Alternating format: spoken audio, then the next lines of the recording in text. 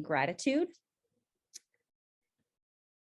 And so what I want us to do is, and I think that's it.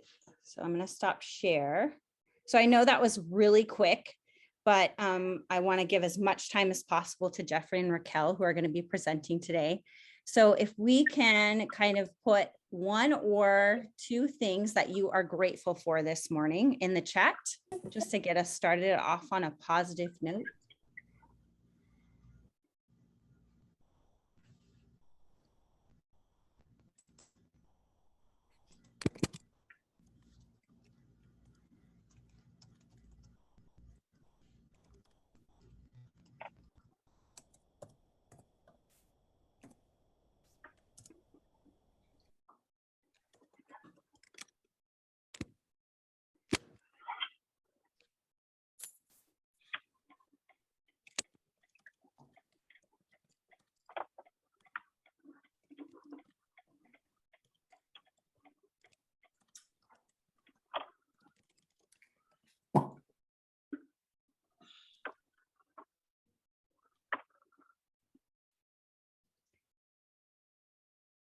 So for those of you that joined a little later, we're just writing one thing that we are grateful for in the chat.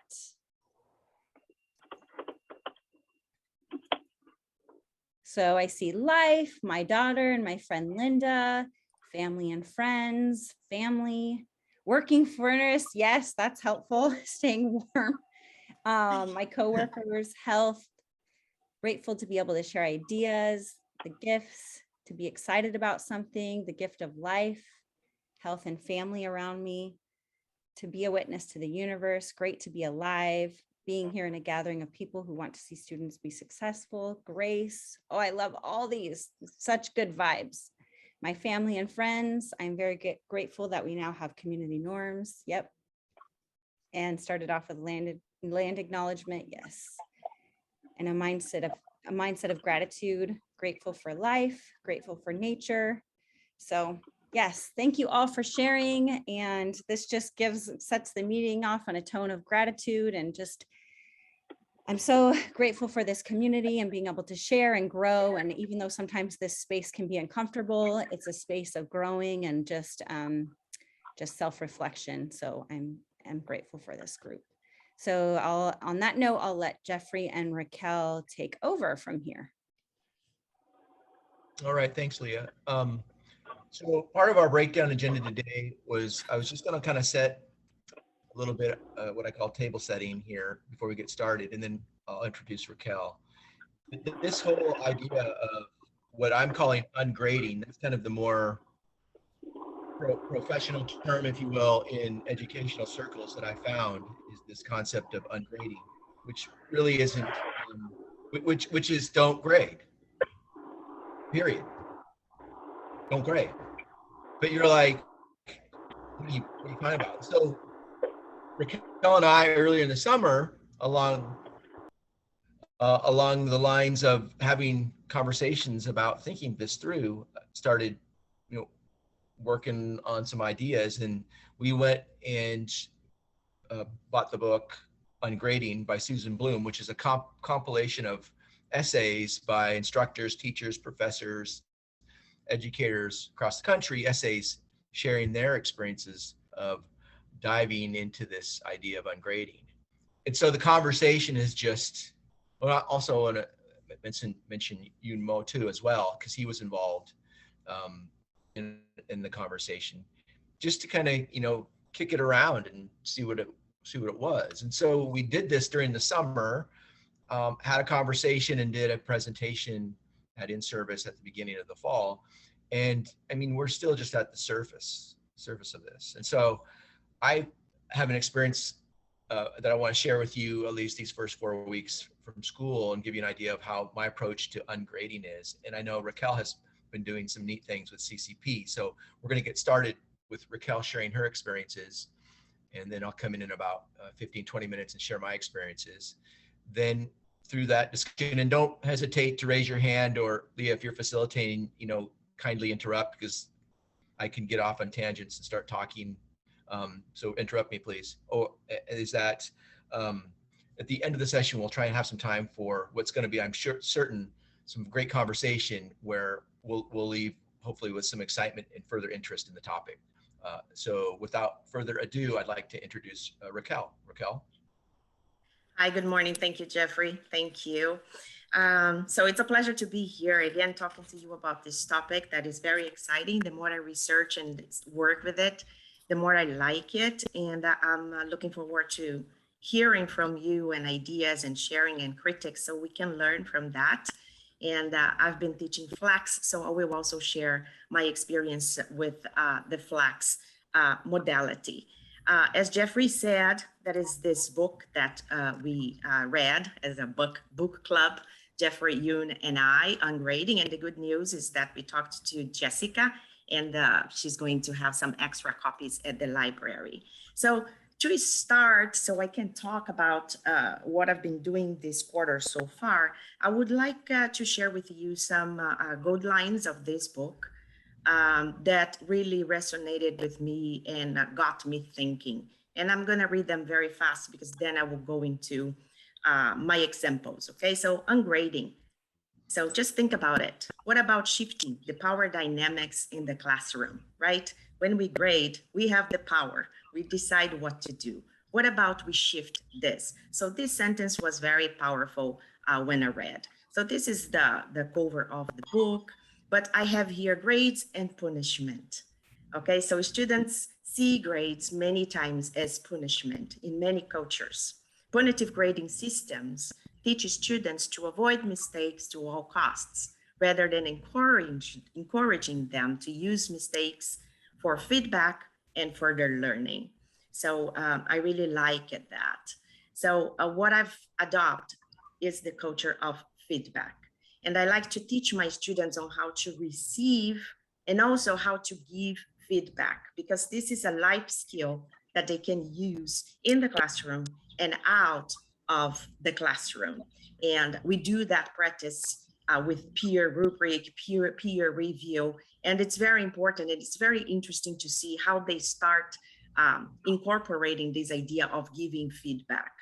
So learning from mistakes, okay? So we take a test, we are graded, and we are punished because we didn't have all the questions correct. Okay, so our mistakes are punished. What about a growth mindset and the positive value of learning from those mistakes? So this was very strong and I really like it. And what is the difference when you compare grade versus feedback? When teachers give feedback together with the grade, the students see the feedback as justification for the grade. Have you ever given a grade and then you keep thinking, what am I going to write? Or what is the feedback, the written feedback I'm going to do to support that grade? That's so true. But if there is feedback without a grade, then students can see the feedback for its own sake and act on it. So CCP has no grade. Our grade policy says no grades. And I've been using on Canvas assignments in which I have complete and incomplete. So I don't give grades, but many times I want to use the quiz, and then quiz has points. So you assign points to each questions.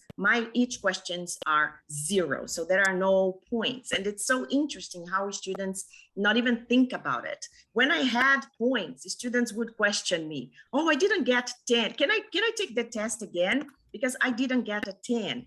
Or sometimes you have multiple choice, or you have check all that apply, and the students naturally don't get all the points, and they questioned me a lot. Now that I have no grades, the students don't question me. And I thought that was very interesting. Students feel more free to give each other honest feedback in the absence of grades. Grades are about judging, but feedback is about helping. They feel very comfortable to express themselves. And I'm going to show you some of the examples on how they expressed their learning process and how they see they have to get better. As they examine each other's work, they get ideas that can expand their own awareness and understanding. And by coaching others, they develop skills that are useful beyond the classroom. So I have returning students to my class, and it's very interesting to see students senior students helping the new students, and even the students who know, because their level of knowledge is different. And especially when they go to breakout rooms, it's amazing to see the community they build and how they help each other. And when they have to present, it's very interesting to see students supporting each other. And after they talk and discuss how to give feedbacks, I always talk about the positive first, and then the improvements, and then you quote at the end. I teach them the sandwich technique of giving feedback. And it's very interesting to see them using that technique in their rubrics. And also receiving feedback. Sometimes receiving feedback is difficult, but the students have been pretty comfortable. So here is an example of, this is my syllabus for this quarter for the advanced oral communication for college and career transitions. So there are no grades. I'll keep record of your assignments, projects, and attendance, and that will affect eligibility for the class. We mentioned that because the students, after they are taking this class for the third time, they can take this class for the third time. Until the third time, they state is paying us. After that, we are not receiving for that student anymore. And it's a transitions class. So we can check them. Are you staying in this class or going to a different class? I give them written and recorded feedback, video, and we also discuss the progress report with them, and they are invited to self-reflect on the project. So they have, based on their approved competence in their presentations, activities, I will recommend them to what they have, their next steps in the system. So this is an example of the syllabus, of my syllabus, and at CCP, it's pretty much similar. So that's a communications class, and they are going to deliver 3 speeches during the quarter. So my first speech, my first project is the icebreaker speech. After some weeks, 2-3 weeks, they start presenting that speech. So what do they have to do? They have to brainstorm ideas, and I change topics every quarter. So it can be how I got here, or who am I, or about my culture, but brainstorm ideas. And I keep mentioning the importance of pick a topic, a thread, and follow that thread.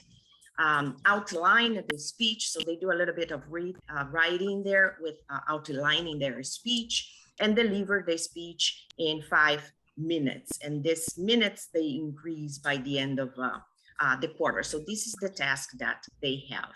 And then I ask them to self-reflect. So after watching your presentation, they have to watch it again, reflect on the following questions. 2 aspects you liked about your presentation, and what will you do differently next time? And why do I say 2 aspects you liked about your presentations? Because the students tend to think that everything was awful, they didn't do any good. And I tell them that is always good. There is always something good. So it's very good for us to recognize our weaknesses and our strengths. And professionally, you're gonna have to talk about it. So be ready to talk about it.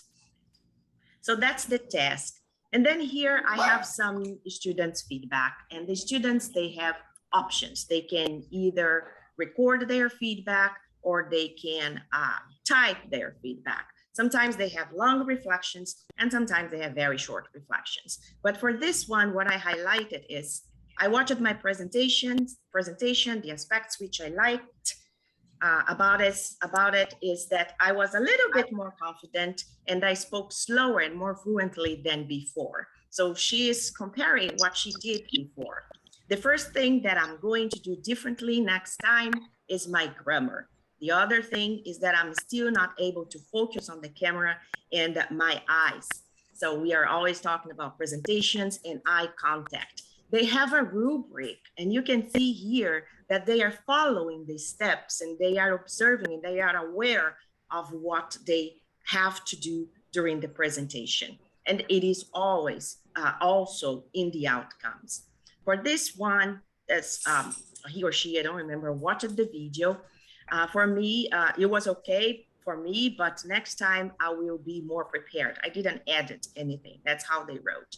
First, I will use more compound sentences. This caught my attention because it's very funny. Which student says, compound sentences. This is definitely an outcome language that student kind of internalized. So CCP, we are pretty much consistent talking about the outcome. The tilt templates have helped us a lot to keep that consistency, and students are internalizing what outcome and what they are supposed to be able to do by the end of the quarter. So it was very interesting to see this outcome language here in a student's reflection. So my sentences sounded too simple. Secondly, I will improve my vocabulary. So I thought very cute this reflection that students gave me. And the deal, the contract I have with them in our conversations was, you write your reflection. As soon as I receive your reflection, I will give my feedback and tell you how assertive you were, how you have to improve. And for this assignment, for all of them, I give video feedback.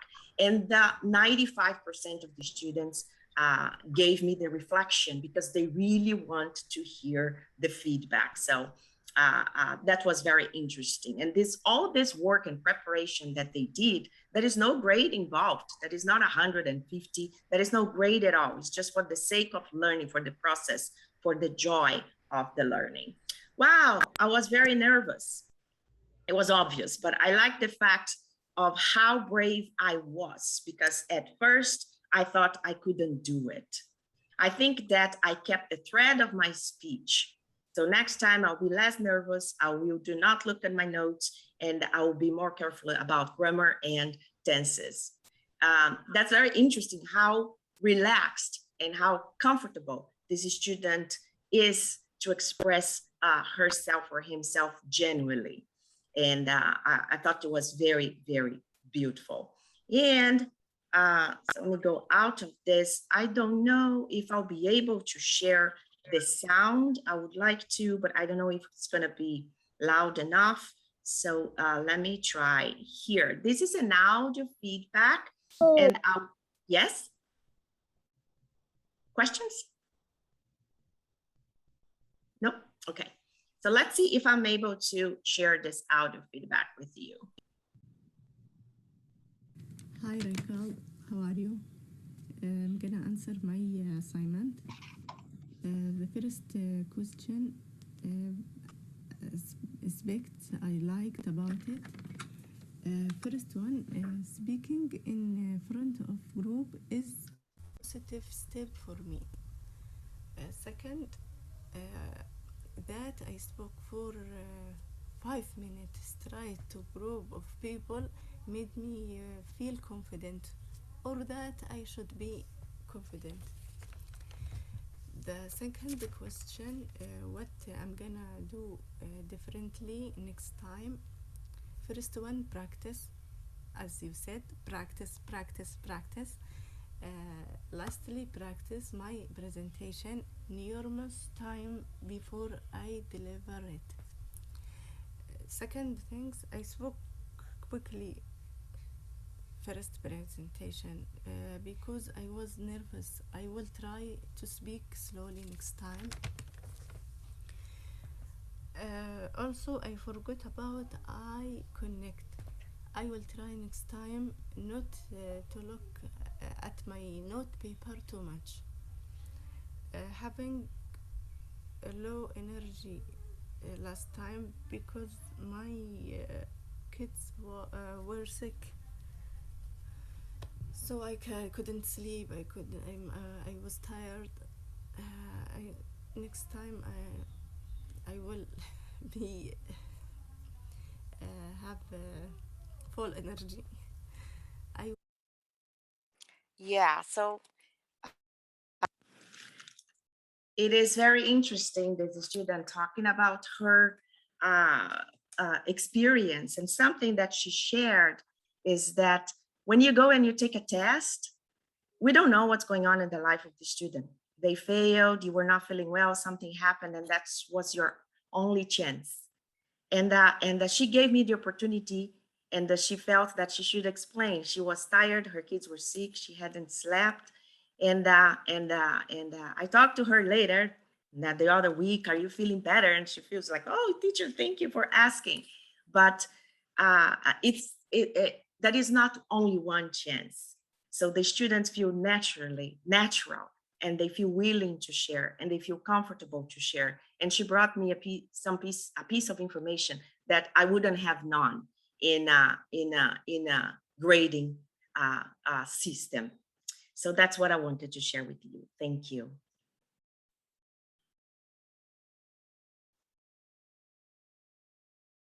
And now Jeffrey is going to share some his experience. And just to talk about the Flax experience, students, it was very interesting to have students presenting from the classroom and the students presenting in Zoom. Most of them presented in Zoom, but I had one student who presented in the classroom, and he really liked to have the experience face-to-face and presenting to their friends.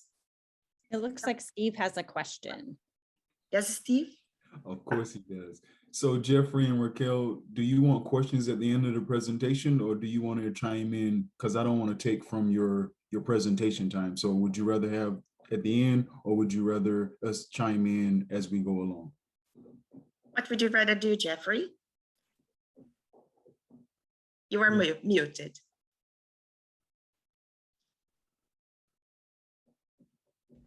Raquel is always playing those dirty tricks on me. You muted me on purpose, didn't you? No, I think so. Steve, I think we'll answer your question here. We'll have a discussion at the end. Copy. In me getting started to talk a little bit and how you can contrast, right? Contrast what I'm going to share with you, because at the end of the day, in my program, I have to give grade. The law mandates that I have to give. Well, it's not me giving. So let's erase that from our mind. The law states that we must place a grade in the student's transcript. And I say we because it really isn't me giving the student a grade when it comes to ungrading, right? So I'll get to that. But speaking to Raquel's presentation and her approach to ungrading, where she's not giving a grade per se, where I am going to be giving a grade. So I think there's some context there that we can weigh.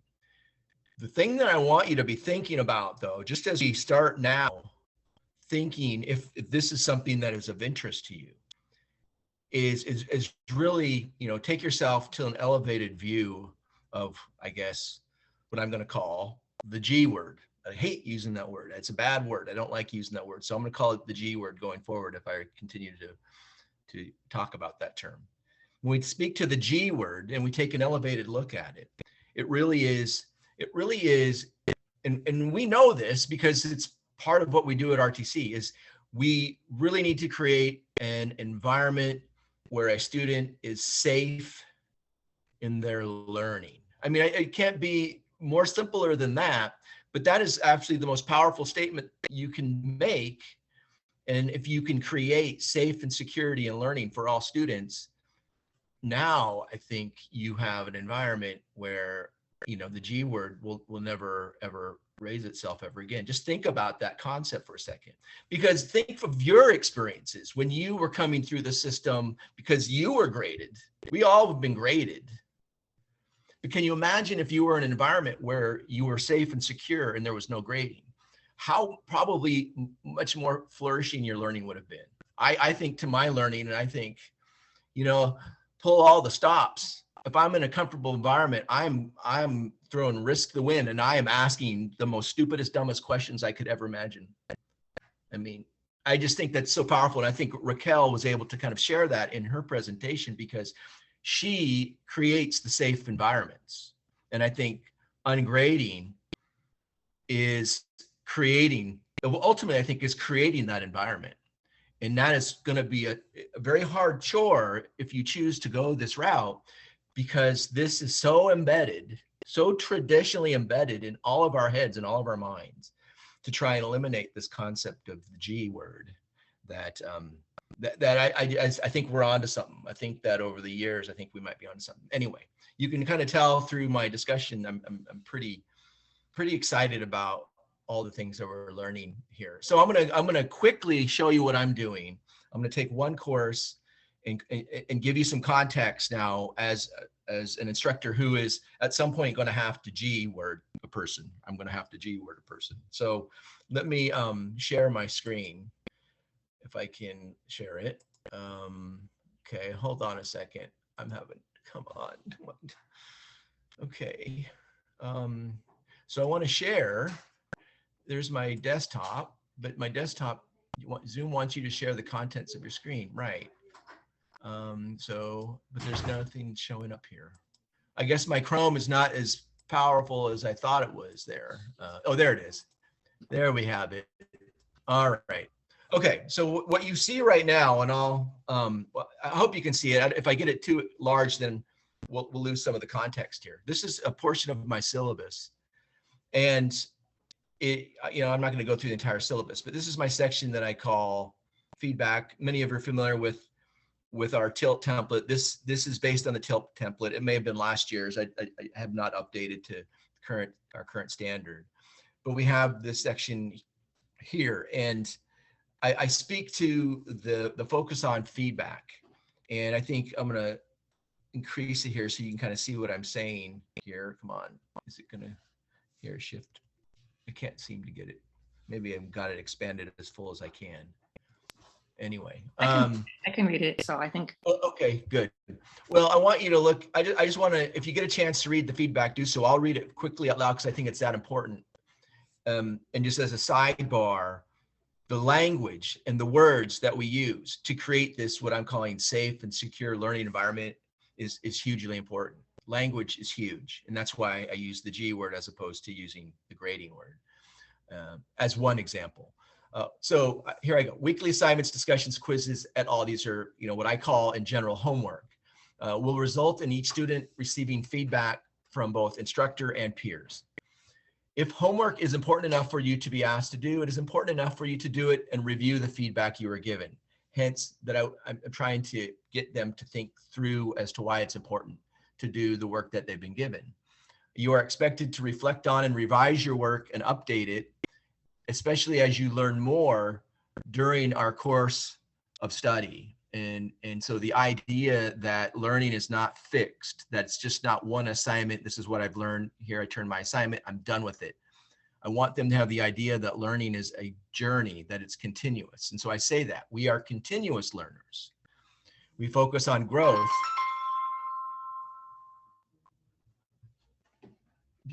Ethan's calling, but you're gonna have to call him back and step out.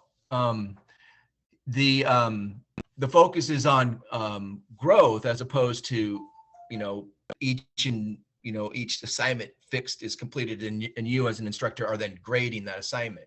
I want students to think that the assignment is something that they can work on and that it's never really a finished product, and I'll speak to that here shortly. I say we focus on growth as we further our understanding of the topics. And so as I scroll up here, you can see then how do I do that? Well, I have a table, a very simple table here called learning progress. And homework is submitted or turned in. And I will take their homework and I will give them feedback. And here I say learning progress is recorded and documented in Canvas. Click your grades so they can get to the grading portion and see the feedback that they have. Homework status is monitored in Canvas, so on and so forth. So here's the table. And I don't call them grades. I call them marks. I call them standings. Again, language is hugely important as we speak to crafting an environment where students are safe and learning. By turning in an assignment and you see that they would receive it incomplete, they will receive a standing of 0. The immediate impact that students have to me is like, well, so I get 0 points? Like, you have to pull that idea out of your head. These aren't points. This is a standing. This is where you are at on the assignment. They turn in the assignment and they follow through on the instructions of the assignment, they'll receive a standing 0, regardless of whether they put 2 words or whether they put in a glorious, magnificent doctoral dissertation, whatever that might be. They'll get a standing of 0. I'll read it, I'll give them feedback. And then now they have a standing 0. They take my feedback, and I'll go through an example here and show you. They'll take my feedback and respond to that feedback. I see that they've done that, and they immediately, based on being responsive and reflective on my feedback, and I see that through their second submission, they receive a complete or a standing 1. And we're done with the assignment. We're done with the assignment. The exceptional, right? There is a mark that they can receive an exceptional standing. And it could be that upon their initial reflection from me, of my feedback, that they do some really pretty fantastic work. And as an instructor, you know that.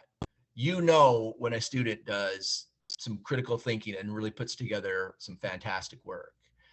You have the option as an instructor to give that exceptional standing. It's rare though, it's rare. Regardless if it's really good or whether it's not that great, even though there's a good effort there, they still will get a complete. They'll still get a complete in the standing.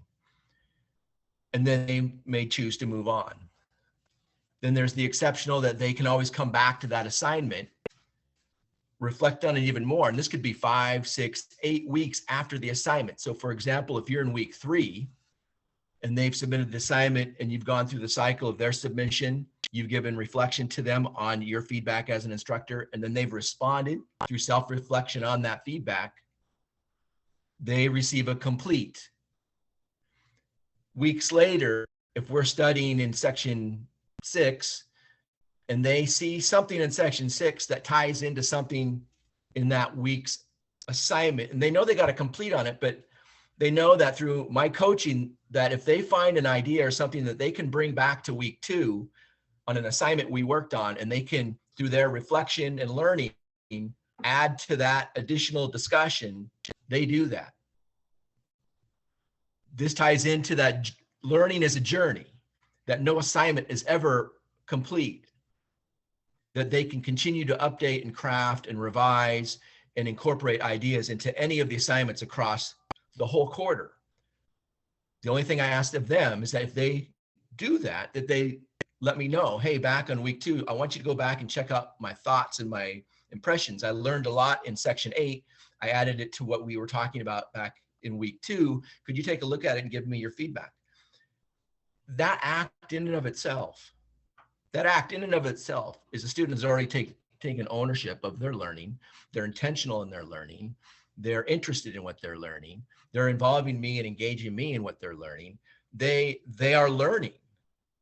There's no grading. They're just learning. And so where their mark or standing can become exceptional is in that process. And so I look to coach students in that regard. Core learning measures. Each assignment has a core learning measure. I don't call it a rubric anymore because half the time students don't know. Rubric's a very technical term, I think. Rubric, syllabus, these are all like school-like terms. That's confusing to me. So I try to use terms that they might understand more clear, like a learning measure. Like we measure and use a tape in construction, we can measure what we learn. And so I call them core learning measures as opposed to rubrics. Every assignment has a core learning measure that they read and they see what is the point of this assignment and what am I learning? And so that core learning measure is what we use when we evaluate and reflect upon a student's work. Now I speak down here self-reflection. Again, that's the core of what we're doing, is the back and forth between myself and the instructor, as well as when there are assignments where we have peer review, where students are working in groups together. The best by dates aren't due dates. I don't call them due dates. And this has been a tough one for students. I use best by dates, and I got this idea from other instructors, and I'm not sure, it might even be in the ungrading book. But best by dates are, it's a due date. Let's be honest. I have to give a due date. Canvas asks for due dates, but they're best by dates because, well, students may not be able to get it in on the due date. But that's okay. If it's a week late, that's okay. If it's 2 weeks late, that's okay. Maybe give me a call and let me know it's going to be a couple of weeks late. But best by due dates give them the opportunity to be flexible in when they turn in work. And so that's kind of the core of how I'm going about with my ungrading practices. Essentially, a cycle, if you will, of turning in homework, instructor giving feedback, student self-reflecting on that feedback, and then closing out and giving them a standing mark of 1, which is a complete. Exceptional work is, as I shared, can be updated over the course and over the journey of the course itself. The student, though, takes ownership and lets me know when they've done some updates so I can get in there and look at their work. And that is where they may do exceptional work, or that's where they may gain an exceptional standing mark based on the work that they do over the quarter. Okay, so I wanted to go to an example here because I wanted you guys to kind of see this in action. So let me see how I can do this here. So here's an assignment. Okay. I'm not going to go read the assignment, but I try to give instructions that are step-by-step so students can read through the instructions. In this case, I have them go to LinkedIn Learning through the RTC library, have them go through LinkedIn Learning and watch some construction management videos. And I give a commentary on those videos to get them to be warmed up into their thinking.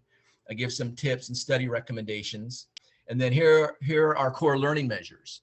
And I tie these core learning measures into the syllabus because I want them to read the course learning outcomes and how each assignment that we work on is tied into those course outcomes. And so the core learning measures, you can see I built a table that is a numbering system that shows how they can do that. And so that's just another exercise for them to really tighten their understanding of the work that we're doing in the course. But you can see here, 1, reading and studying instructions and completing tasks as described. That's pretty broad, but that's really is, are they following through reading the instructions? Because reading instructions are key to being a construction manager. So I try to ingrain that in them. So that's pretty common core learning measure. 2 is in this particular assignment, express personal thoughts, insights, and initial views of a construction career path. And so they look at this and are able to get an idea of what that we're looking for in the assignment. So if I can bring up, here's the Canvas grading. And I'm just going to find that assignment. It was this Video Blast A assignment. And you can see how it looks, right? How the grading looks over the course of a number of assignments. You see a lot of 1s, which are completes, which is fantastic. You see a few 2s in here. A couple students have gone the extra mile and have really gotten into their learning. And so as a result, you can see how that kind of looks overall from an instructor point of view and perspective. When you look at this, you see a couple 0s and you might think, though, that's not good. Well, no, it's good. 0 is a standing. It means that they've turned in the assignment. It means that I've responded to their assignment, but they have yet to self-reflect and give me their further insights based on my response. Once they do that, I will see that because I'm constantly looking, and plus I have them inform me when they've, if I haven't gotten to an assignment with feedback over the course of a week and a half, I try to get students to interrupt me and tell me, hey, could you get to assignment week 2 so you could give me some feedback? Because I'm not perfect and I'm human. And so I won't be able to get to everybody all the time, but I do my best to try to get to those 0s because I see the 0s and know that I need to get in there and see if they've gotten back to me on any feedback. As you go across, you can see, obviously I've got some assignments to get to, but I want to take an example here and I'll just randomly find a student who I really enjoy. Use the audio, kind of the same feature that we saw with Raquel. I don't know if you can hear this or not, but I'm going to give it a shot. And so here goes. After reading the chapter 2 of the construction management jumpstart, answering the question, there's no construction manager without the owners. We all know the owners are the main players in the construction industry. Every construction starts with the owner, who is in need either new, expand, or improve. The purpose may be either business, personal, or model. Also, the role of the owner is to develop the program for the building, and define the scope of the project and provide the funding of the project. But we also know the other main player is the construction management team, who is also responsible for planning, evaluation, the activities according to the contract. They're also responsible for the safety, quality, and productivity on the job. And they're on the job, and they keep track of the budget and schedule. They oversee the entire project directly with the owners and with his whole team behind it. So a response like that is amazing. And why it's amazing is that it's almost like free form. He can really deliver on his ideas. He's well spoken, and he may not be the best keyboardist in the world, and that's okay. And he's going to get only better at these types of presentations, I can imagine.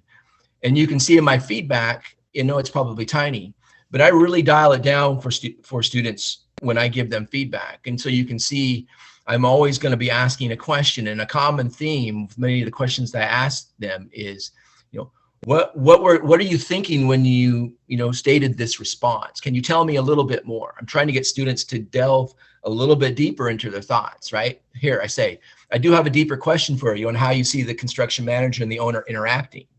We want the relationship to be good and there to be trust. The best buildings are built this way. I go, in your opinion, what do you think? It's not about me. In your opinion, what is what is it between the owner and the CM that you think creates this level of trust?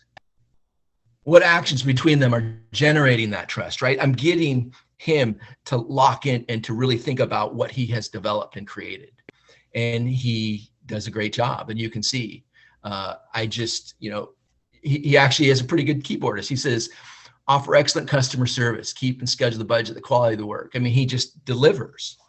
And this is a student I know would if in a grading system would not be safe and comfortable. And this is only like his third assignment. And it's just amazing. And he's not the only one. There are other students. Kind of then to close, because I know that I want us to be able to talk here these last 10 minutes of the hour. To close, you can see here in my grading, a lot of ones, there's some twos, there's a few I need to get to as well. Some students may have a 2, some have a 1, some may be at 0. They're not points, they're standing marks. And so it's really a status of where they are at on their journey for this particular task. And we're only in week 2, week 4, whatever it might be. There's still a great deal of journey left. And you can see as I scroll through that students are turning in assignments. I mean, I'm looking at probably a 75% to 80% rate that students are meeting their best by dates. And so what does that mean? It means that I got a lot of work to do. But I don't know if you can tell, but I'm really excited. And this is something I look forward to. I mean, can you imagine you at the end of the quarter saying to yourself, I'm looking forward, and I'm going to use the G word, I'm looking forward to grading. Who has ever said that? Grading from an instructor's point of view is a lot of work. But if you can create a safe and secure environment, and an environment where it's really, really enjoyable, where it is a mixing pot of learning, then the work isn't work anymore, than it is a joy to create great learning experiences with students. And that's what I feel I'm doing. And this may not be perfect, and certainly I'm going to have some lessons learned at the end of this fall, but I'm really excited about the results thus far, and excited that I was able to share them with you today. So where we are at then in terms of our discussion on innovative grading practices is we have 10 minutes left. And I know I'm hoping that through our conversation, both Raquel's presentation and mine, that you've been able to kind of get a comparison and contrast of this concept of ungrading. It's open to discussion as far as what your observations are, or where you might have some questions, or where Raquel and I might be able to give you some further insight. I think Steve, your question is still there, I hope. Yeah, we're good. I can take up the whole 10 minutes, so I won't, and I probably won't even ask the question. So let me start this off by saying, Raquel, Jeffrey, kudos, Epps, and I told you this when we did this earlier in the quarter. This is absolutely fantastic. Like, and I can't give you enough pat on the backs and data boys. What you guys are doing is absolutely fantastic. I just love it. And I talked to Raquel a couple of days earlier, and she said, "Hey, I want you to come to the presentation on Friday." And I was like, I got some stuff to do. I don't know. I got a doctor's appointment. I got to go work out. And I'm glad I canceled my other appointments. The people who need to be on this call is however many faculty members we have on this campus, they need to be on this call. And that's just how important this is. What Jeffrey and Raquel are doing, your flexibility and your commitment to excellence. And I don't mean our excellence, I mean our students' excellence. That's the job, guys. That's the job. So it's not about, you're right, it's not about the grading. It's about creating this critical thinking skill as a life skill for our students. And so Jeffrey and Raquel, your ability to take different means of assessment. Jeff, when you said this guy put his answer on tape, I'm like, oh my God, like some people can't write, some people can't type, but we all can talk, right? So I can still get the same thing off him expressing himself as I can on a written piece of paper. Oh my God. And again, I will close because I can talk for the next 10 minutes about what you guys are doing. I truly love it. And this is what we're implementing. This is what we're doing in the business program. Raquel, Jeffrey, kudos, great job, great presentation. Thank you so very much. There are a couple questions in the chat as well. I definitely think we're going to need a part 2 on this. So I'm glad you guys signed up again. So put a plug in. When is that date, that second date? I don't remember off the top of my head. November. It's in November, but yeah. But I think what I would like to complete with what Steven said, I think it gives me much more pleasure to go and teach, and I feel very happy. And I think the students feel very excited about the next steps. They really want to see the next steps and see their improvement. So that's what I have to say. There is a link there. It's our Canvas shell, and it's self-enrolled with amazing videos and information and literature for you to explore. And we would like to expand this. This is just the beginning, and it's going to be huge in the college from now on. Aaron Johns has been talking about it. Stephanie has been talking about it, about equity and grading. And we would like to bring you guys, I think Glenda talked about a round table. So we've been talking about round tables, or I heard that for the first time now, but podcasts, and talk to you, explore and see what you're doing in the classroom, because I'm sure you've been doing a lot in the classroom. Michael had a very interesting question back there. I don't know if I can get it. I got it right here, Raquel, because I was looking through. Does the word measure suggest some sort of scale requiring a letter or number representing progress? Was that the question you were looking for? Okay. So you're looking for a response to what measure is, what measure means? Maybe what it could imply for students. Right. Again, it goes back to our language, right? How are we talking to students? How are we talking to students? If we're throwing the grading word around all the time, or this is what you have to do to get a good grade, or this is what you have, or whatever is the language is going to dictate to the extent of the type of learning environment you create. So if you have a lot of language that relates to grading and A, B, C, and F and scoring points and doing this, it's not going to be conducive to learning, in my opinion.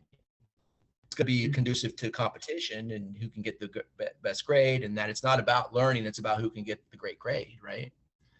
I mean, grading is a ranking system, everybody. It's ranking. It's you're putting everybody where they need to go. You are dictating. The core root word to dictator. You are dictating. Are you a dictator? I don't think you are. I know I'm not. Hey, So Jeff, can I it's ask you about, a follow-up question on that, if you don't yeah, mind? Can you peel the yeah, layers back? Can you peel the layers back for us? Like, so if you're not going to use the word grading, I don't care what word you use, measure, whatever. How are we going to assess our students to make sure they know the competencies? That's really what the question is really about. So if use the word grading, use the word measure, tape, I don't care what word you use. The magic in this is how are we assessing the critical thinking skills, the life skills that our students need. So can you peel the layers back on that? Forget the word. I don't care what word you put on well, it. How are you certainly assessing? you're the expert, right? You're in this job because you were hired because you have your expertise. So you are an expert. We all should be experts because this is what we have been hired to do, would be to share our knowledge as experts in our discipline. You said, like you saw earlier in my syllabus, the idea of a core learning measure, right? But I've broken it down that every assignment has a core learning measure. You know, the measures, you know, certainly it's going to be subjective, as you being the expert is setting up that core learning measure. It's subjective, as is would be subjective if you're scoring points or giving them a grade, right? So I don't know if you're ever going to, you know, come full circle on that. I'm certainly, you know, the realization that there'll be people that will pick this apart is fine, but they're coming from a fixed mindset, right? They're coming from that fixed mindset where I think it's the environment that you create for growth in learning, as opposed to an environment you create where students are learning to score a good grade or to get a good grade. I think using the word or the term dictate or dictator is a bit you know, going beyond, because I think if we put our shoes in most of the students that come to us looking at, look, I want to learn from a professional that has been, you know, in the industry. And I think that's what RTC hires, is people say, hey, do you have that experience in the industry to come and teach? And I don't know that I'd use dictator or I'm dictating to you what grade you've got. If you can put the student at ease with this fact that says, look, you know, if we present to them, this is what it takes to be successful in this particular field, how you make progress and keeping them at ease, you know. And I understand this, like, hey, you know, I got to make the grade, and my kids aren't so removed from high school that I have not observed the fact that it's so ingrained in them to be able to get into the best schools, to get the best jobs, to get the money, that it's attached to it, is so ingrained in people. And I think we need to be careful about how we go about it, not to force it on people, but to say, look, you're coming to us as you've carved out a lot of money, a lot of time, you've got family to come to us to change your direction and to gain a skill. You know, so I think I'd be careful about using the word dictating, and just give the students some leeway and say, look, I'm placing my trust in you, the fact that you will help me gain the skills that I need. And it's almost, as I was listening, I said, look, if you can do this and I can assess this and you've done a great, reach in this bag, pick every grade you want. You know, I'll put it on there, but the fact is, can you do it or can you not do it? You know, can you be successful in this? And Yeah, I think you can. If the answer is yes, then okay, here it is. You know, but I think I'd really be careful about, you know, how we phrase that for people. But I agree, it's like, hey, we got to kind of alleviate some of the stress that's taking place for people getting from point A to point B. I think Right. it's a touchy subject, and I think grades, no matter what, they're going to be there, scores, and in the world, in the business world, in the system, when they are out there, the grades are there. I think our work here is more in the process of learning. If we can help the student shift this idea, the grade doesn't matter. If I do a good work, I'm going to be like 100 or A, but the shift of thinking is the key. I think Warren has a question. Right. Right. Hey, just real quick to respond to Mike. And I mean, to some extent, maybe I use that term to get a reaction, which I did, which is great because it's getting you to think about it. Certainly we can soft pedal that term. In the moment I used it just because I think that you have the power, Mike, to give a person a grade. They don't have that power. So let me respond to that. So what am I doing in my class? I didn't get to speak to that. At the end of this journey of this course, Construction 101, I meet with the students one-on-one for 30 minutes, and they are going to put together for me 3 to 4 of their best items, of work that they put together through the entire course. So, and I help them with this because I say, hey, don't lose this. Maybe, cut and paste this so you can present this to me at the end of the quarter. And so students are building a scrapbook of their best materials in Construction 101 that they're going to share with me. You can call it a portfolio if you want. I'm calling it a scrapbook because it's just one course and it's their best materials. And it's going to emulate, it's going to illustrate, not emulate, but illustrate to me the work that they've done over the quarter. So when we meet with them at the end of the quarter, the conversation and the word grade comes up because I'm going to have them tell me what grade they should have. Again, I'm not telling them what grade they should have. They're going to tell me what grade they should deserve based on the work that they've done the entire quarter. And they're going to have a scrapbook to show evidence of the work that they did.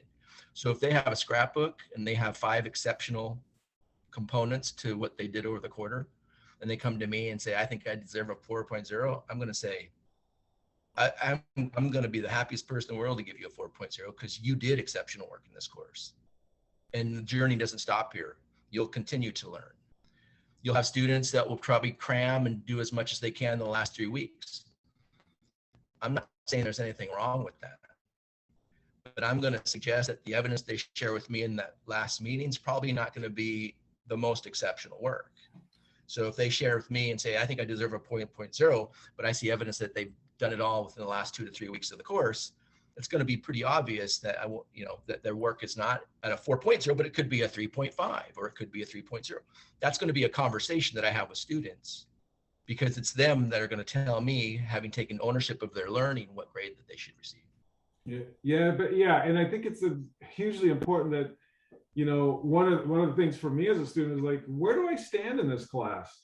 I mean, I need some sort of demarcation that says, am I doing what I need to do to be successful? Mike, with all due respect, that's what we're trying to get rid of. That's not equity. If students are seeing where I stand in class, they're looking. No, what I mean is I need can I see progress in my own, for me, can I see progress taking place? That's what you're doing at the end of the class. Right. When you show me your scrapbook, at the end of the class, you're showing me a scrapbook that's showing me your growth. You're not just giving me a fixed snapshot. Here's my assignment. You said I did great on it. I should get an A. The conversation really comes to the instructor saying, hey, let's look at this growth. So I see what you did in week 3. I love that you came back to week 3 on what you learned in week 8 because you came back and you updated that assignment. Because as you know, I'm telling students, not every assignment is not fixed where it's done and then we move on. Every assignment can always be updated and improved. They've got to let me know that, and then they can express that when we get to our end of quarter meeting where we have a conversation and they are able to show me the great work that they've done throughout the quarter. And in that conversation, here's the fantastic, cherry on the top of the sundae is that they're expressing to me what they have learned through their examples of evidence of the great work that they've done through the entire quarter. And that is a conversation that I would look forward to having, as opposed to, did they get an 80 on this, or should I give them an 85, right? Should I give them 5 points on question 3 or 6? I'd rather have that conversation with the student than I would isolated giving them a grade on a final exam that I've given them. I mean, there's a world of difference, I think. And I think that for me, it's a difference of being motivated. And I read something the other day, just to because I'm talking way too much, but I read something the other day about instructors who, like myself, who have gotten into this idea of ungrading. And they said the one word that I thought was really interesting, but I could relate to it.